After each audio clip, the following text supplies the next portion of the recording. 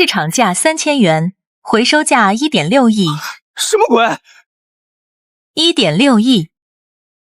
我这是有特异功能了？接下来要拍卖的是这边的8个海里打捞以及无人认领的集装箱，每个集装箱的起拍价3000块。这就是集装箱拍卖吗？上亿！这集装箱里面装的是什么玩意儿？竟然价值这么高！小凡，咱就是来游玩看热闹的，不要贸然出手。这玩意儿和你学的古玩专业不太一样，全靠运气。我知道，主持人，这个集装箱我出价3000。我靠，老叶你不说知道了吗？知道你还参与叫价，没忍住。那什么，这回真知道了。我出4000。1万。得，算我没说。11000。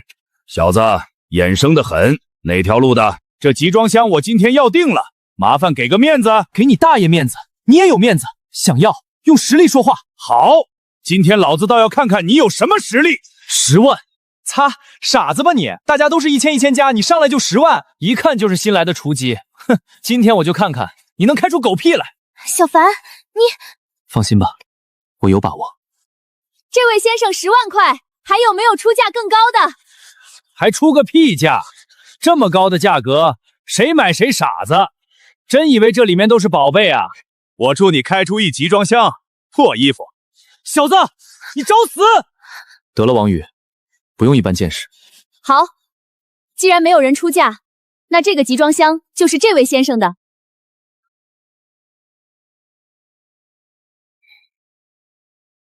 这是我这么多年攒下的零花钱，应该有几10万，你先拿去吧。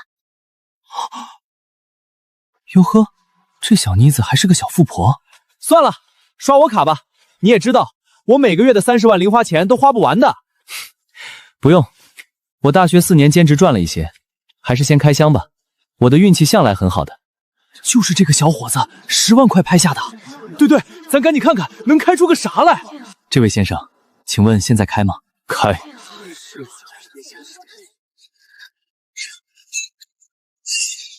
一定开出宝贝，一定开出宝贝！看来果然被我说中了。整整一集装箱行李箱，快拆开看看，是不是全是破衣服？哼，你笑个屁！说不定这行李箱里全都是钱呢。还真是衣服，急啥？还有这么多呢！王宇、佑佑，我来拆，你们在一边看看就行。算了，一起拆吧。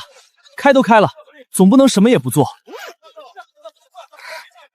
350、720、120。不值钱，500元，不值钱，不值钱，800元，不值钱，全是垃圾玩意儿。靠！虽然不确定这集装箱里价值1.6亿的是什么东西，但从集装箱里的东西来看，这不知名的天价物品只能是行李箱。但究竟是哪一个行李箱，只能一个个的看了。靠！我还就不信了。我来。咦，这个有重量，说不定是宝贝。宝贝个屁！看这破行李箱都烂成什么德行了，能开出宝贝，我当场吃了。系统可是说价值1个多亿的，有可能就是这个最重的箱子里吧？难道是金条？后面的别挤我，别挤我，里面到底有什么啊？喂，你们别吸冷气啊，倒是说说里面有什么啊？一箱子全是投资金属，怎么会是这玩意儿？靠！一箱子投资铁条，谁这么无聊？哈哈哈，笑死我了！这一箱子最少价值上百块了吧？小子，你运气还真够好的。小凡，所有的行李箱都在这儿了。这位先生一共开出了80斤铁条和一堆旧衣服，以及36个行李箱，总价值800块。所以你告诉我，这些行李箱和破衣服价值1亿2千万，这特喵怎么可能？不过系统肯定不会出错，也就是说这些行李箱中藏着价值1个多亿的东西。这下还嚣张啊？你不是出10万块一个吗？来呀，继续拍卖啊！滚！哼，不自量力。咦，小凡你看，这里还有一个小行李箱，不过很轻。就这破行李箱，最多装2件衣服。市场价3000元，回收价1.6亿。靠，找到了！佑佑，这是什么牌子的行李箱？驴牌的。这行李箱看着挺高档的，很贵吗？驴牌运动系列，这应该是鳄鱼皮的，具体价格我不了解，但应该不会低于10万。这么贵，一个行李箱10几万，真有好东西？这怎么可能？一个破箱子就回本了，算你走运。哼，那我得好好看看这里面有什么东西了。这么贵的行李箱，其主人肯定不是一般人，这里面说不定有惊喜。老爷，你干啥呢？这行李箱有密码锁。靠！爸你砸坏了谁要啊？我有预感，这里面有好东西。靠！怎么都是生用用品？这些破烂也不值钱啊！看型号有不少年头了，估计只能拆了卖零件。哎，老爷，你看这笔记本上零星的写了一些数字，密码 BWCW133716，就是不知道这是什么账号密码，会不会和曾经网上爆火的那个视频一样，记载着比特币的账号和密意？不好说啊，这上面只写了账号和密码，却没写是哪方面的账号密码，可能是游戏，也可能是某个视频网站的，指向性太模糊，很难确认。那可不一定，你那个记事本上面不是有密码吗？说不得就是这些银行卡的密码呢。你傻呀，哪有人把密码记在这上面的？而且谁家银行卡密码这么多，还是字母数字的组合呢？也对哈，又是数字又是字母的组合，这怎么看都不像是银行卡的密码。好像就行李箱比较值钱了。行李箱的东西都在这儿了，那价值1.6亿的东西，也只能是这些东西。物品笔记本电脑不是这个，回收价200元。也不是这个。物品 iPad 回收价80元。物品0元笔记本市场价0元，回收价0元。真是第一次碰见价格为0的东西。市场价3元。不用说了，那价值1.2亿的物品，必然就是这些信封中的银行卡了。唉，钱在银行卡有个毛用啊！物品银行卡0，回收价0。哼，小子，现在唯一值钱的行李箱也被你给砸坏了，这下算是血本无归啊！只剩下最后一张银行卡了，肯定就是它价值1.2亿了。市场价0元，回收价0元。什么鬼？这什么鬼？难不成这不是1.2亿，是1.2万？只是这行李箱比较值些钱而已。物品老行李箱爷你干啥？市场价1.2亿，回收价1.2亿。回收价靠， 1.2亿。究竟是哪里出错了？为什么将东西全部放回去再看，就是1.2亿？可当检查的时候，根本没找到这些东西，这太离谱了！还是不死心？哎，年轻人就是不行。老家伙，再多说一句，信不信我把你丢海里喂鱼？哎，走了走了，这是被上了一课呀。这除了这些银行卡外，其他东西都是有价值的，所以绝对不可能是这些东西。等等，那个笔记本和银行卡一样，这笔记本的价格也是0。老爷，咋了？靠，想到了，不是这个，也不是这个，和它对上了。哈哈，这笔记本上所记载的账号，就是这些银行卡的账号。切，哪有银行卡的密码用字母和数字设计的？果然，这些钱回收价就在银行卡里。可1.2是亿。为什么单独拿银行卡价值为0？到底什么情况？直接给系统回收？如此一来，管他能不能取，这钱自己都能到手。老爷，这是哪国的银行卡？不像咱们华夏的吧 ？UBF 王宇，这个 UBP 你知道是什么吗？这是瑞士银行的银行卡。瑞士银行是瑞士哪一家的银行啊？不就是瑞士银行吗？这个还有区别？瑞士有很多银行的，一般大家说的瑞士银行缩写是 UBSA， 全名叫做瑞士银行，也只有这家银行才叫瑞士银行。这个 UBP 应该是瑞士别家的银行。还有这些区分？我一直以为瑞士就一家银行。我查了一下 ，UBF 是瑞士一家叫做瑞士瑞银银行。哦，这家啊。论规模，瑞士银行第一。不过这家银行虽然不能和瑞士银行比，但也是瑞士7大私人银行之一。瑞士银行是不是真的是不记名的银行？开户的时候可以选择用真名，也可以选择假名，或者是不记名。瑞士银行的银行卡不仅不记名，并且只要拥有银行卡和密码，就可以直接取钱。这张银行卡该不会就是不记名的吧？算了，要不登记一下新闻吧，看看有没有人来失物招领，万一有钱呢？我倒是觉得这银行卡里的钱可以取出来。你们俩那么看我干啥？老爷，你觉得什么样的人会办理不记名银行卡？一般来说，钱的来路不正，一方面他们不想暴露自己的身份，另一方面就是这笔钱不干净。若是银行卡丢失了，换成你会怎么做？当然是去挂失。对了，银行卡丢失肯定是要挂失的，可若是这些银行卡没有被挂失呢？只有一种可能。从记事本上的4记来看，这个行李箱的主人应该是龙国人。然后呢？正常来说，如果这个龙国人是商人，通过生意将钱转移到国外其实就行了。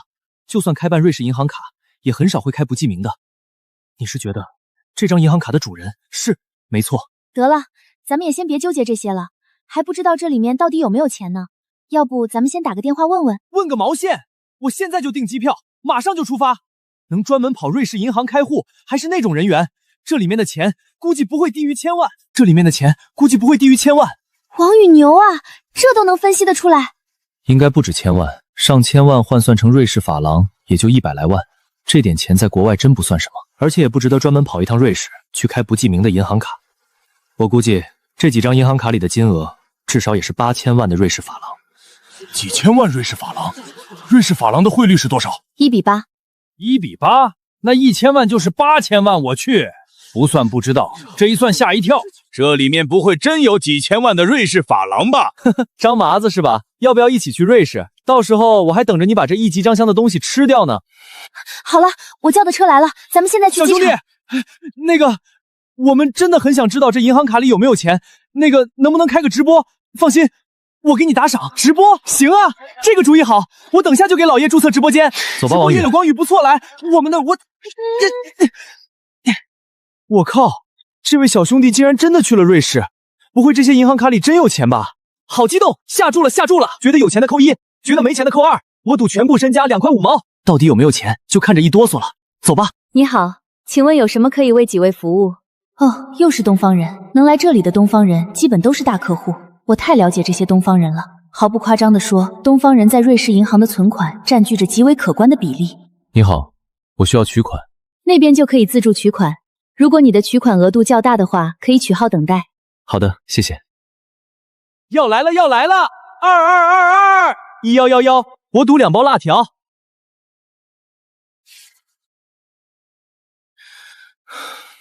阿咪那个无量孙大圣，一定保佑有钱啊！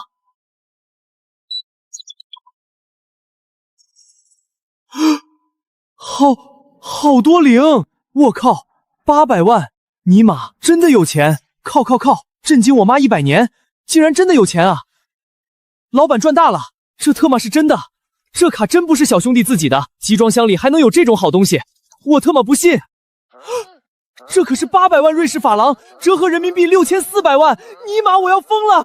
给你跪了！小凡，这……哈哈，看来我们猜对了。靠！竟然真的有钱，而且是800万瑞士法郎！这孙子真是踩了狗屎了！妈蛋，好事全让他给撞上了。再看看吧，不可能一直走运的。再看看这张。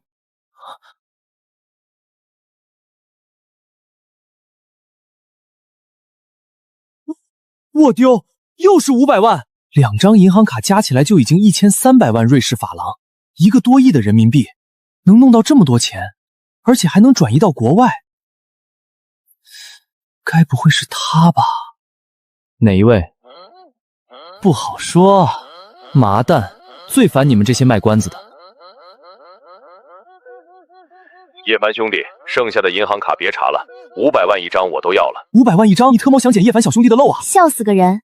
这2张卡里最少都是500万瑞士法郎，你500万一张怎么敢买的？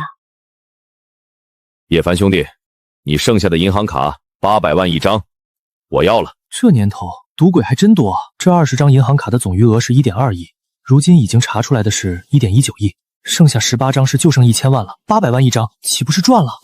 咦？不过这名字怎么这么眼熟？老爷，这名字是不是张麻子那傻差？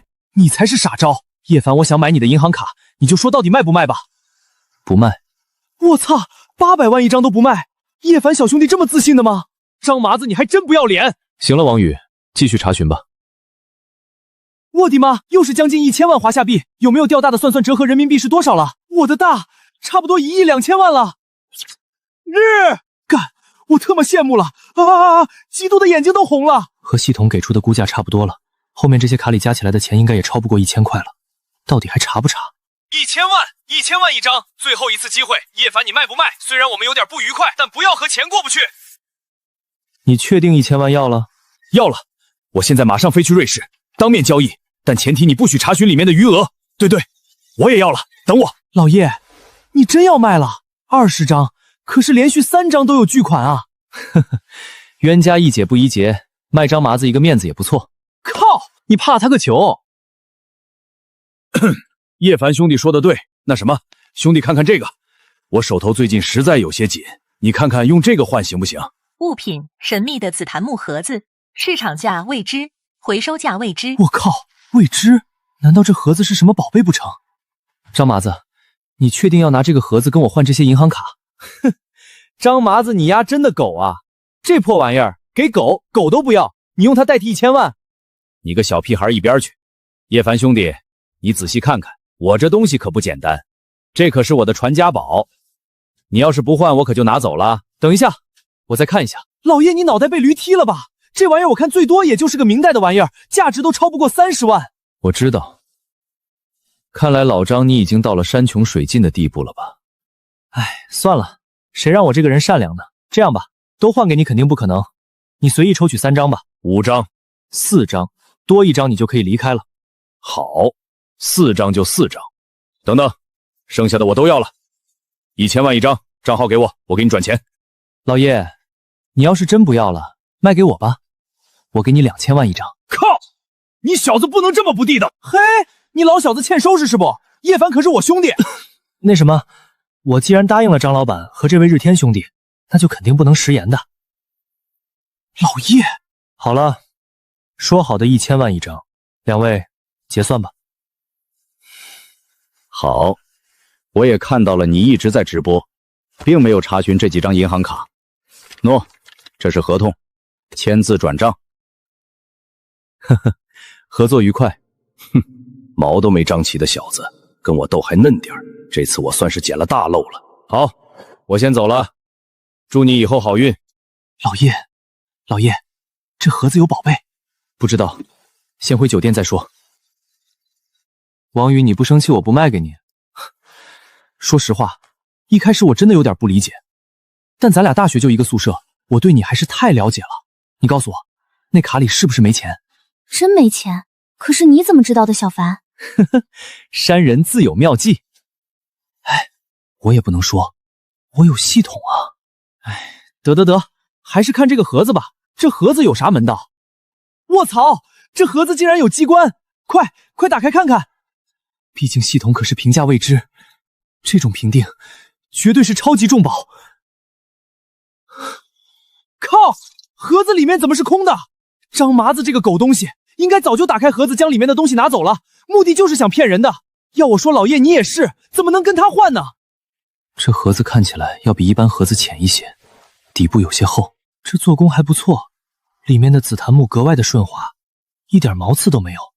那有个屁用，这玩意儿几万块一个，古玩城一抓一大把。找到了。什么声音？掰坏了。这盒子果然古怪。哎呦，竟然是盒中盒，不过这也太薄了吧，压根就猜不到啊。这羊皮绝对有些历史了，起码能到清代。这羊皮上还有画。哎，老爷你快看，这画看起来更像是地图，简单的笔画勾勒，看起来像是一座山，山的前面是一片水域。看山是山，看水是水，置身山水间。这画里到底是什么意思？老爷，这搞不好是一幅藏宝图。确实像，可惜了，这只是其中一部分，应该还有一半地图。物品：太平天国5王之一石达开宝藏。这难道是石达开的半张藏宝图？石达开是谁？我曾经在一本书上看到过关于石达开的介绍。当时他兵败大渡河，而在覆灭之前，他将携带的宝藏全都藏了起来，还留下一幅示意图，图上有面水靠山，宝藏其间8个字。可如果书上记载是真的，那我手里这半张图又是什么呢？会不会你手里的才是石达开真正留给世人的藏宝图？因为直到现在，他的宝藏都没有被发现，很可能那图是假的。这么说，张麻子那老东西又漏宝贝了，哈哈哈哈，真爽啊！老爷，有没有办法看出这是哪里？咱们现在就去探宝。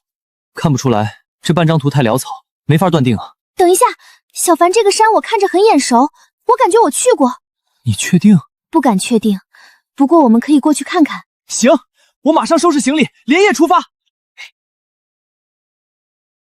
夏悠悠，你说的地方在哪儿啊？妈的，这大热天爬了一整天山，苦炒子都湿透了。到了，诺，就是这里了。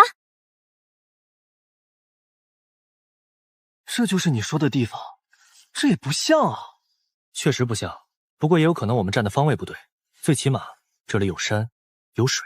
那如果地方对，按照上面这几行字的提示，这宝藏应该就在这附近，而且最有可能的就是这座悬崖了。字面上的意思还有这地图所指，应该是没错，可是我总觉得哪里有些不太对劲。算了，大家找找吧。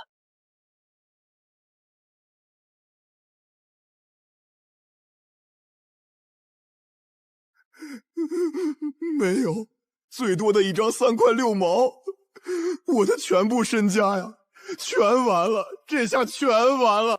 哭个蛋！我这个最多的一张2毛钱，我说什么了？我早就想到了会是这个结果。凭借叶凡那狡猾的性格，不可能漏宝的。那你还把你的传家宝给他交换？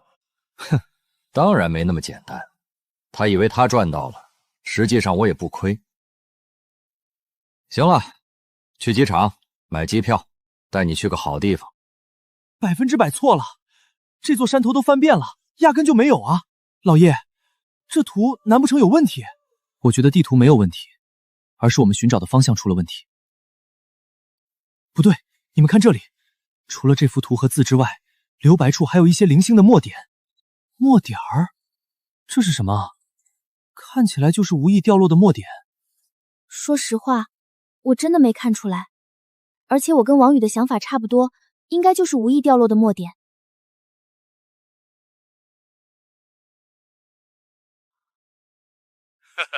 叶凡老板晚上好啊！张麻子，你银行卡查完了？哼，你又他妈算计老子！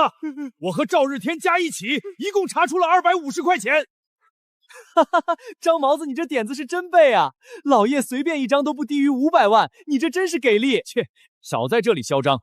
叶凡想必已经发现那盒子里的秘密了吧？哈哈，你们那边什么声音？怕不是在山里吧？嘿嘿，我也不怕告诉你，你上当了。那残破的卷轴，我张家已经找了3代人了，全国名山大川走过不知凡矣。我可以明确的告诉你，那是不存在的！哈哈哈哈哈哈！靠！这老东西耍我们！小凡，难道这藏宝图真是假的？难道真的没有宝贝？也是了，要是真有宝贝，怕是早就让人挖走了。奶奶的，浪费感情！终日打雁，没想到有一天被雁啄了眼。老叶，我们连夜回去，我要找张狗算账，我不揍得他生活不能自理，我都不姓王。这肯定不是不小心掉去的墨油，很可能是故意为之。今晚满天繁星格外的迷人。快看天上！快看天上！老叶，你都被张麻子那狗东西骗了，还有空欣赏星星？这些墨点仔细一瞧，很有规律。看夜空的星星，你说这墨点会不会代表的星象呢？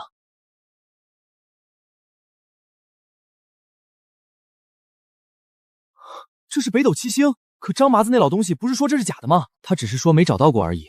我现在敢确定，这幅藏宝图应该是要配合北斗七星来观察的。小凡，北斗星在那边，可如果真的按照北斗方向观察的话，这跟藏宝图一点都对不上啊！我问你们，当初石达堪被逼到这里的时候是什么季节？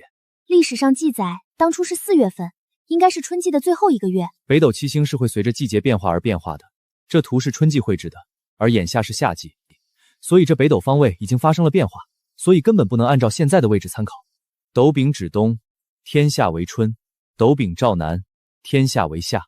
如果我猜测的不错，我们参照这个方位才是最正确的。对了，这次对了，对藏宝图上的大部分景象全都对上了。不过三面环山和图上一样，一片树林也能对上，但是唯独远处的那片水域有些不太像。的确是这样，按照图上描述，这里最好的位置就在这水边的山上，可是眼前这根本没有这座山存在啊。还有个关键的信息没有破解开，你们看这上面的水也是水，说的应该就是石达开和他的手下。重点是看山非山，看水非水，人在山之巅。你说这山不是山，这水不是水，那又是什么？难不成是在说这藏宝图本身就是假的吗？肯定是了，要不张狗也不会这么好心。要我说，这宝藏乃是可遇不可求的东西，要不还是算了，咱们还是回去吧。你们在这水面上看到了什么？什么？大哥，这水面上啥都没有啊！你结合那8个字，再看水面上的倒影。这宝藏难不成是在水里了？的确是在水里，不过具体位置还需要确定，因为这倒影也是会变化的。我去，这谁能想到啊！我现在就联系装备，明早就能送来。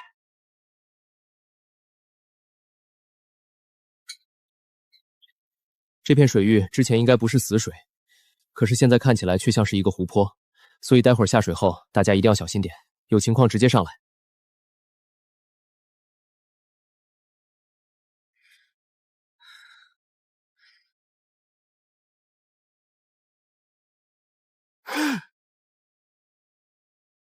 我靠，这是什么玩意儿？快跑！我尼玛，妖怪啊！哎呦，咕咕咚咚，呛死我了！我尼玛，是大白鲨！这里怎么会出现大白鲨？快跑！完了完了，根本没地方躲啊！老叶咋办？上前，快上前！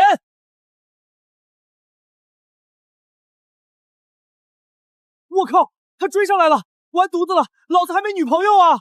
靠，别墨迹了，快跑！快跑，老叶！王宇，嘿嘿，没事儿，快跑！小凡、王宇，你们看！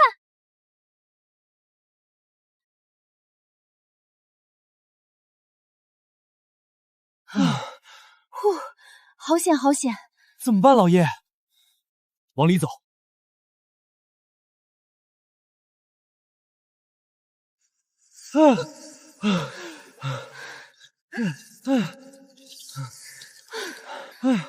我勒个去！这水里居然会有鲨鱼，吓死我了！刚刚谢谢你了，王宇，没有你，估计我就挂了。靠，咱们兄弟你矫情个毛线啊！行了，快看看，这是不是藏宝的地方？要是大家没什么问题的话，咱们就在这里面转转。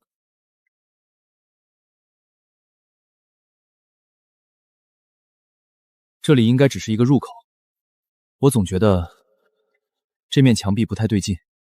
大家仔细看一下，这面墙面有没有什么机关之类的？你怀疑这面墙上还有入口？老叶，你看小说呢？如果我们寻找的没问题的话，这里的确只是一个入口而已。小凡、王宇，快过来！你们看，这里好像有着一条缝隙。按照这条缝隙的蔓延，是一个不规则的圆形，所以这块凸起的巨石应该是风洞石。悠悠说的没错，这块凸起的巨石应该就是风洞石，真相应该就在里面。那咱们还等什么？赶紧将这石头给弄开啊！石头太大了，咱们没带东西，打不开啊。看来这洞穴的确是天然洞穴，而且按照历史资料记载，当年石达昌命令手下将宝藏藏起来之后，那些手下也都消失了。没错，据说他们和宝藏一起被封在了洞穴之中。而且当时时间紧，所以石达开肯定是没有时间去弄机关之类的。如果这巨石这么容易被挪开的话，当初那些被困在里面的官兵肯定也能轻松弄开。所以今天白来了。嘿嘿，白来了！不可能！喏，你们看看这个行不行？我靠，你丫竟然带了炸药！哈哈，这就叫有备无患。行了，你俩赶紧躲远点。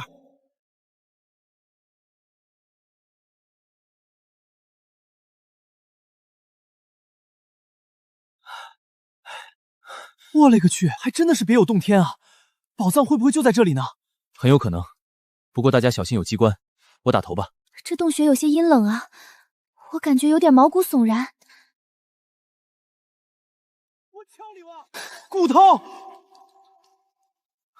别慌，我觉得应该就是当初负责藏宝藏的那些官兵。如果猜测的没错，这次咱们算是找对地方了。我靠，老叶，你看那边，好像是个小洞，里面放着8只大木箱子，这是不是宝藏？我勒个去，我都有些迫不及待了，我先进去看看。小心点，先观察一下，小心这里有机关。这种洞穴又不是地宫，怎么可能有机关？这里是天然溶洞，可你们看这地面，这里的地面很平坦，并不像外面那样到处是怪石。最主要的是，这8口大木箱子的摆放位置，还有这形状，这是八卦图。被神秘八卦阵镇压的宝藏，详情宝藏有价，生命无价。看来果然找对了，这就是石达开的宝藏。咋样，老叶？看这8只箱子的摆放位置和形状，是典型的八卦图，8只大木箱子围在一起，中间还有2块大石头。如果我们在高处看的话，那就更加的清楚了。这么说，这里真的是有机关了？难道这近在咫尺的宝藏，我们只能放弃了？不着急，我们现在好好研究下这山洞的情况，然后想办法破解机关就可以了。小凡，你看，这墙壁上好像有字。天朝不灭，天朝指的便是太平天国，仅仅从这4个字就可以肯定是太平天国的官兵了。翼王率我等逃至此处，本可渡江逃离清兵追击，恰逢阿娘生子，翼王下令设宴3天。小凡，看来这跟历史上说的出入并不是很大。岂料天不遂人愿，3日之后暴雨轻重，船难行之，徒思驱赶，清兵堵截。翼王无计策失矣，命我等将随行宝藏尽数藏于此。这里的这些谷就是翼王的手下，那8大木箱子应该就是宝藏了。这边还有字，吾率80余手下将宝藏藏于此处，撤退之际，翼王下令以巨石封洞，我等囚困于此，吾等另辟出口。然数10日未见天日，众兄弟自相残杀，死于非命。吾与最后10余兄弟，凭最后气力，设计是后世若有幸来此，切记不可贪财，不然后患无穷。看来一切都跟历史对上了。这些人是被翼王囚禁在这里的，应该就是怕他们以后来寻宝。不管对错，我们不去评价这历史了。老爷，你看这副骨头，好像是靠着洞墙坐着挂掉的。老爷，这是什么东西？翼王令，果然是石达开的令牌，背面没有字，这不是那些通关令牌，看起来更像是石达开颁发给手下干将的私人令牌。所以眼前这人生前应该就是石达开手下，职位比较高，而且是值得信任的下属吧。老爷，这玩意儿值钱不？太平天国留下的令牌本来就少，这又是石达开的，所以这东西的研究价值太高了，价格甚至可以说不可估计。我操，发财了！哈哈哈！没想到没人能找到的石达开宝藏，居然被我们给发现了。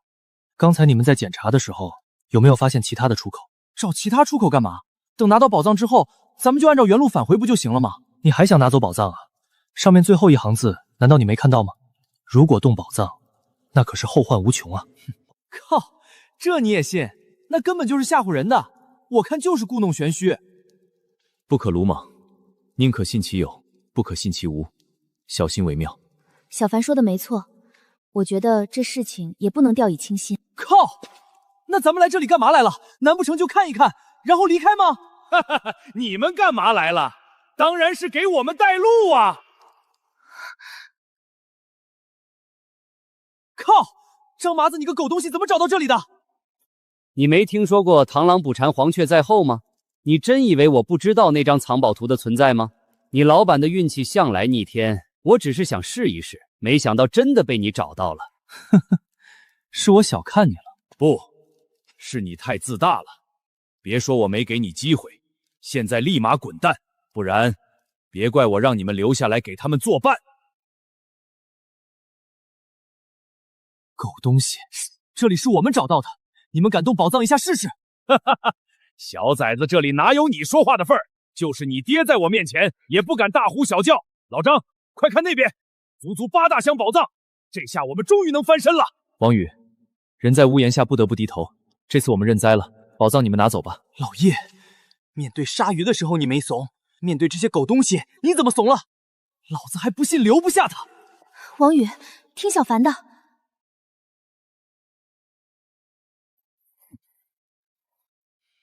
哈哈哈哈哈！走，兄弟们开箱！老爷，你为啥拦着我？这孙子拿了宝藏，恐怕也不会放过我们的。与其如此，还不如拼一把。我说了，这里有机关，一旦动了里面的木箱子，恐怕要出事。那咱们现在该怎么办？等。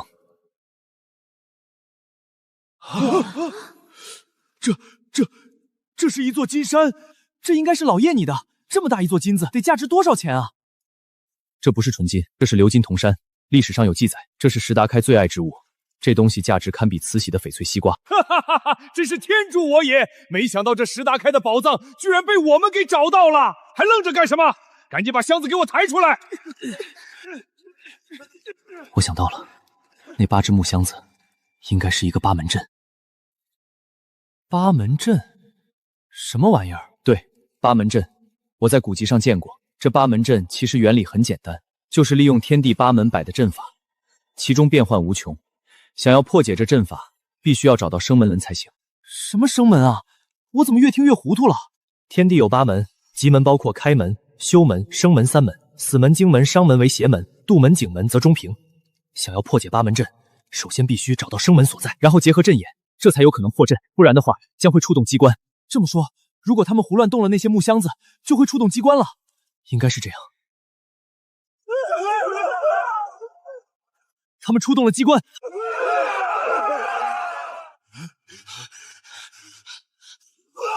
我的胳膊！你们还愣着干什么？赶紧过来帮我啊！张麻子，这就叫报应，送你2个字儿：活该。唉，一切祸患皆因一个贪字。张麻子，送你一句话：命里有时终归有，命里无时莫强求。看来这宝藏和你无缘啊！我错了，求求你们救我出来！这宝藏我不要了，真不要了！救你？我呸！做梦去吧！看来这就是命啊！如果没有你们来触发机关，这些宝藏我也带不走。行了，王宇，先联系信得过的人，把东西搬出去吧。那我呢？搬出去之后，自然会救你出去的。不过至于说你带来这些人，那就你自己去善后吧。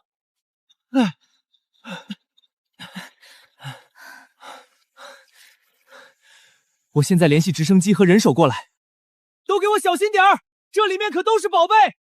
老爷，张麻子就这么放过了？毕竟是现代社会，不能太过分。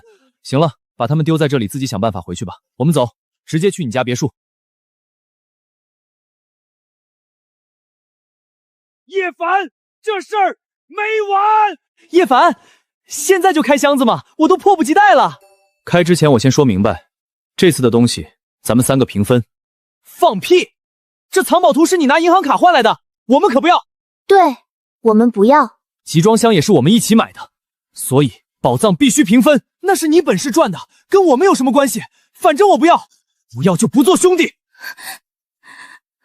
擦，得，给就给吧，不过最多我要1成，不然不做兄弟就不做兄弟。对，我们最多接受1成。操，这小子在水里还救了我一命。哎，算了，我现在有了系统，也不差这一次，以后肯定能带他们赚大钱。行了，别磨叽了，赶紧开箱子吧，我都手痒的不行了。行，那咱们开始吧。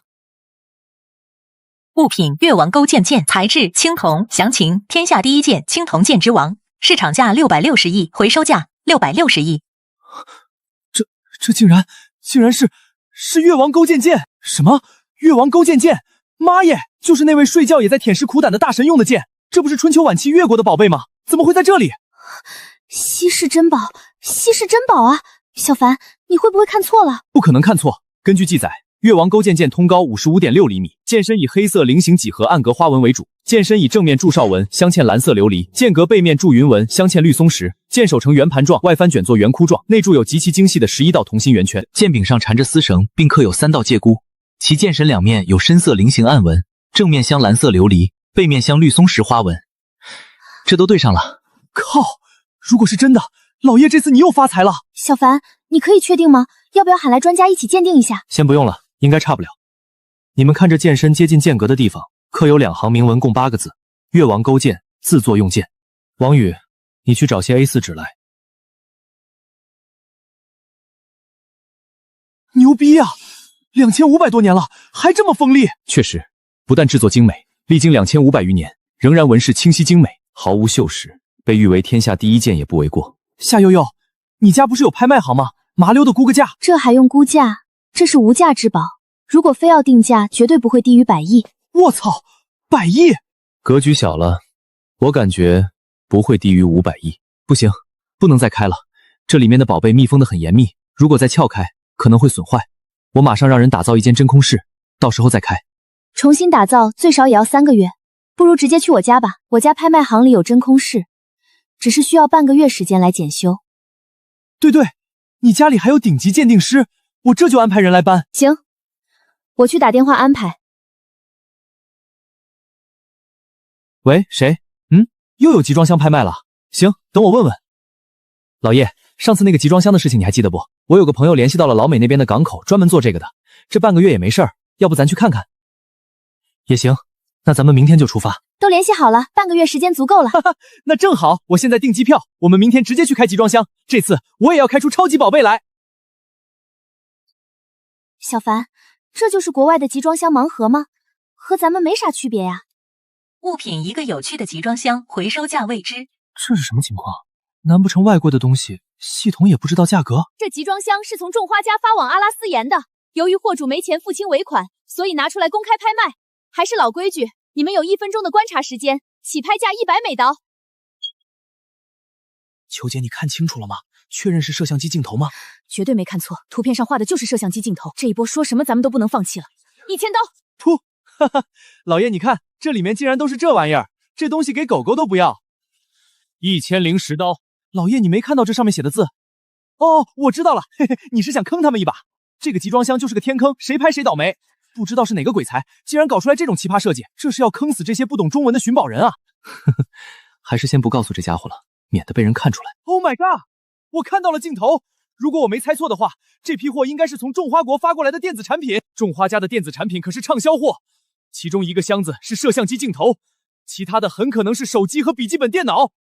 1500刀！我刚才看见了箱子上是摄像机镜头，下面有3个汉字，不过我不认识，我也不认识。不过我知道摄像机翻译成汉语就是3个字。哈哈，你们不认识，我认识啊！爹教你，那3个字念保温杯。靠，叶凡老板连保温杯都拍，难道这里面还有银行卡？这里面不可能全都是摄像机镜头。主持人说这个集装箱是因为货主付不起尾款，所以才拿出来拍卖的。如果只是普通货，货主会付不起尾款吗？3000刀，3010刀。我去，哪里来的外国小子？你可以竞争，但能不能多加一？老子加多少，老子愿意。有本事你咬我！这家伙是种花爹的人，肯定认识那3个字。看来果然是宝贝。5000刀，价格就算高一点也没关系，反正只要是摄像机镜头，咱们这一波就不会亏钱。如果其他箱子里开出来了手机和笔记本，这一波就是血赚。10000刀，10010刀，15000刀。外国小子，有本事你再加价啊！2万刀，20010刀。你要跟我没完了是不是？秋姐，咱们还有多少钱？咱们得全部身家，还有5万刀。5万刀，外国小子，有本事你加价吧！只要再敢加，就是你的。这外国小子是华人，他是认识汉字的，他知道摄像机镜头的图片下面写的是什么东西。他敢争，说明他对这个箱子势在必得啊！老子终于可以放心大胆的争夺了。5万刀，一个破集装箱叫价30多万了，嘿嘿，差不多了，老爷。呵呵，5万刀就想吓住我，即便是为了系统那未知2个字，这集装箱也得拿下。5万刀成交，恭喜小黑、秋姐。等等，我还没加价。时间到了，你没有机会了。哈哈哈，怎么样，外国小子，还敢跟我争夺？你似乎忘了这是谁的地盘了？黑幕啊！啊，还能这么玩？这老东西太黑了，为了直接拍给我，竟然给我发消息索要1000刀，不过也算值了。这次要发达了，里面可能至少还有1箱苹果手机和苹果电脑，这些东西要是全都处理完，至少价值100万。Oh my god， 咱们这次赚那么多钱，该怎么花呀？我都想好了，先请兄弟们去潇洒一晚上。那外国小子很可恶，咱们非得好好杀杀他的威风，以后跟着哥好好学，哥飞黄腾达了，少不了你的好处。好家伙，这还没开箱呢就敢这么吹啊？就不怕一会儿看到满集装箱的保温杯打脸吗？哼，没见过世面的家伙，现在就是展示我势力的时候了。咱们现在开不开？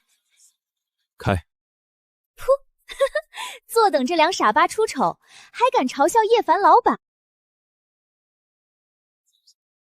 这箱子太轻了，我虽然没有见过高级摄像机镜头，但是没吃过猪肉也见过猪跑啊。会不会是现在的高科技啊？现在很多高科技产品都在减重量，苹果手机现在都做得越来越轻了。一定是这样，这一箱的摄像机镜头肯定是用高科技做的，咱们要发财了。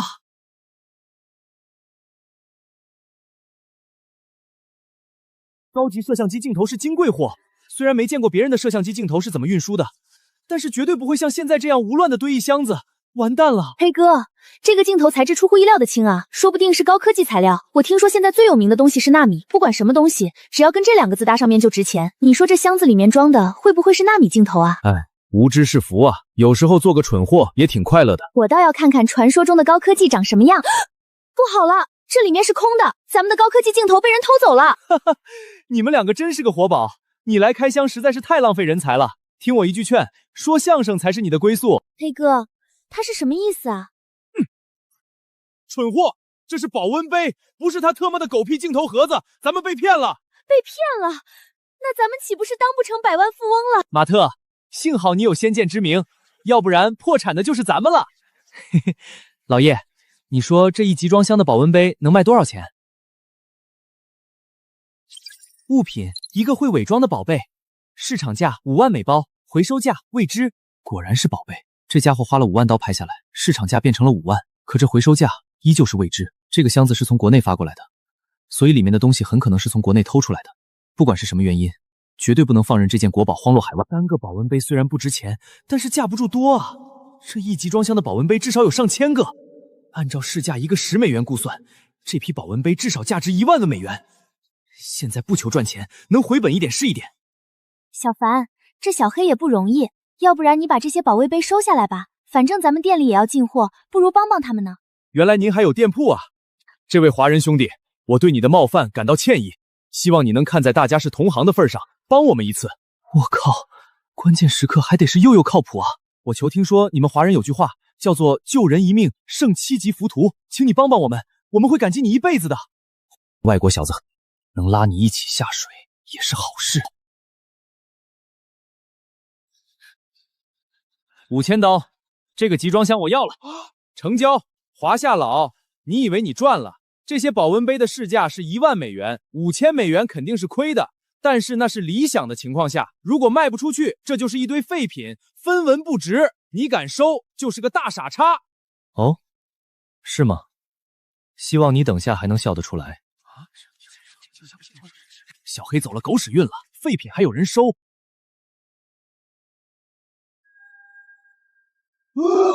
我操，真有宝贝！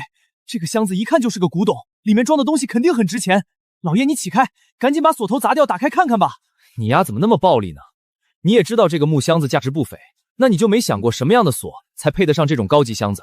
你是说这把锁很值钱？法克，竟然有宝贝！这把锁好像是黄金做的。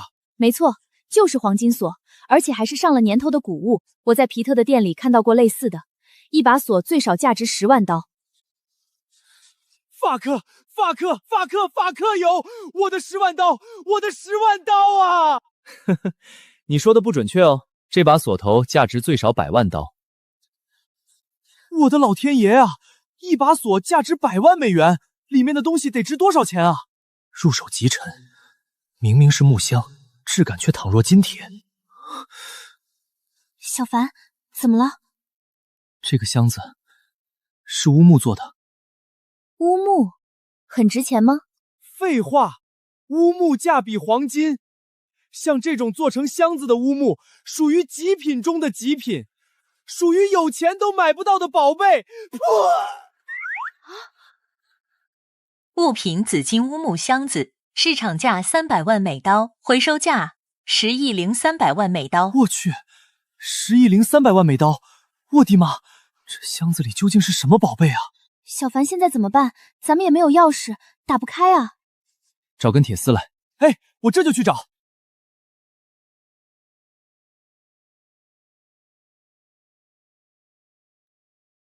我操，老叶你丫还会开锁？嘿嘿，我不会，但是系统给我一个透视眼的技能啊，在透视冕下开锁还是很简单的。先别管这些，先看看里面有什么。等一下，10万刀，这个箱子我要了！傻逼吧你，一把锁都100万了，你10万刀，哪里凉快死哪里去。确实傻逼，10万刀，万换成亿还差不多。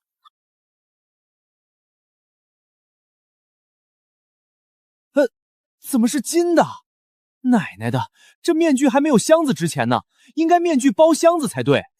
买椟还珠说的就是你丫的这个文盲，你仔细看看，这是传奇法老图坦卡蒙的面具。物品法老图安卡蒙的面具，详情世界10大无价之宝之一，市差10亿美刀。什么面具？我怎么没听过？诅咒之王听说过没有？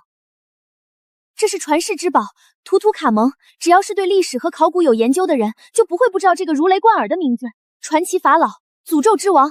没错，图图卡蒙并不是古埃及历史上攻击最为卓著的法老王，但是他的陵墓却代表了古埃及艺术的顶峰。正因如此，图托卡蒙成为最著名的法老王之一。Oh my god！ 你说这是那个面具？这是我的，是我的！你再敢上前一步，我不介意让你去见你的上帝。不要这样对我！我真是傻叉，5000刀我竟然买了无价之宝，我后悔啊！靠，看着洋烤子要死要活的，老叶这东西特别值钱，具体能价值多少？这个还真不好说，毕竟这玩意儿没人能买得起。我看看，这玩意儿不就是黄金的吗？这上面嵌的宝石和彩色玻璃吧？还有这上面什么奇形怪状的玩意儿？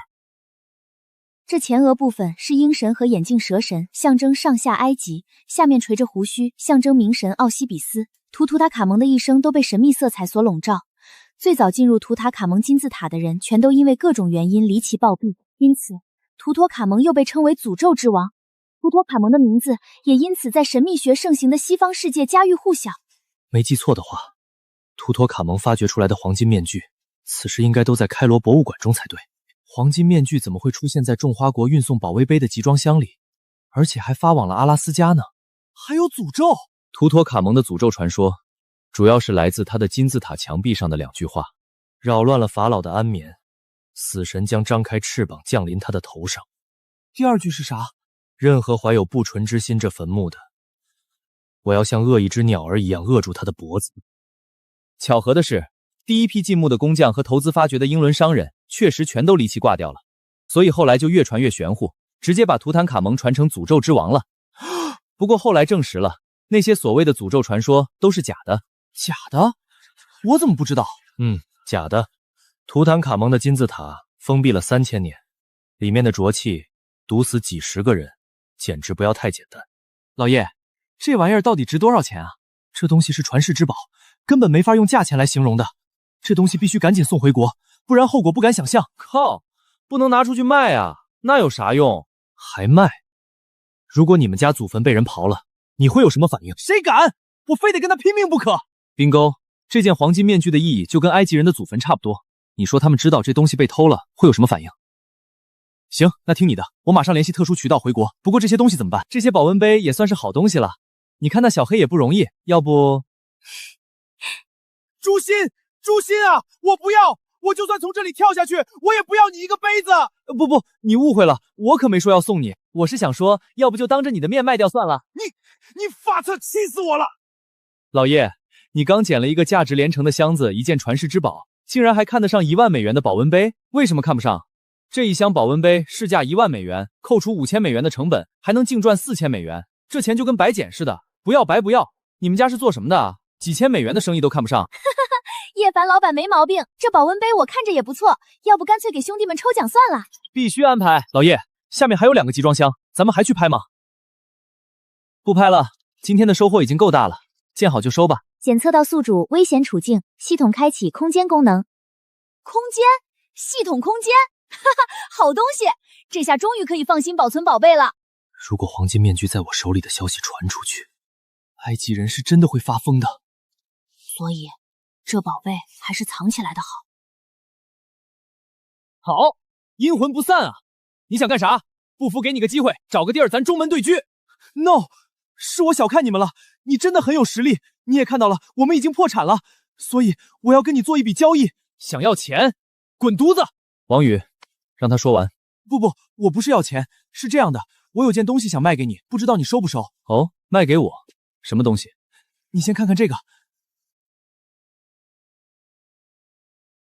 这是农场的地契。系统，一块神秘土地的地契，详情买下后会有意想不到的收获。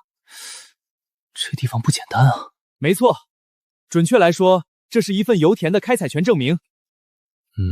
你说的油田开采权证明是什么意思？自我介绍一下，我叫杜勒斯，除了寻宝人，我还是一名职业的石油猎人。石油猎人还是第一次听说。这张地契是我费了很大精力才搞到的。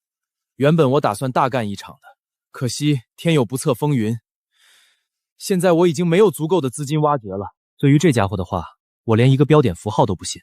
无论是集装箱寻宝，还是宝石猎人、石油猎人，本质其实都是赌博。上了赌桌的，那就是赌徒。只有傻子才会相信一个赌徒的话。你说这座农场里有石油？我可以保证，千真万确。这座占地150亩的农场可不简单，左右都已经开采出了2个高产油田。不出意外的话，在这块土地上很有可能开出一口大油田。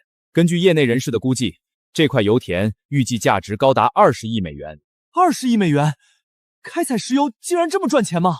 这可是一座大油田，当然不是那些小油田能比的。怎么样，这地契你收吗？收啊！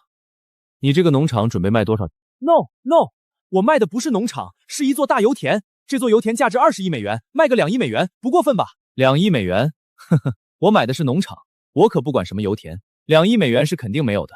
如果你真心想卖，100万美元我收了。100万美元，弹性这么大的吗？这家伙不会暴走吧？100万美元太少了，我让一步，8000万美元，这是我的底线了。200万美元，这也是我的底线了。这两人底线差太多了，看来这场谈判谈不拢了。300万美元，成交。这下在这边也算有了落脚点了，有了系统。接下来我要在这片土地上收刮所有的宝贝。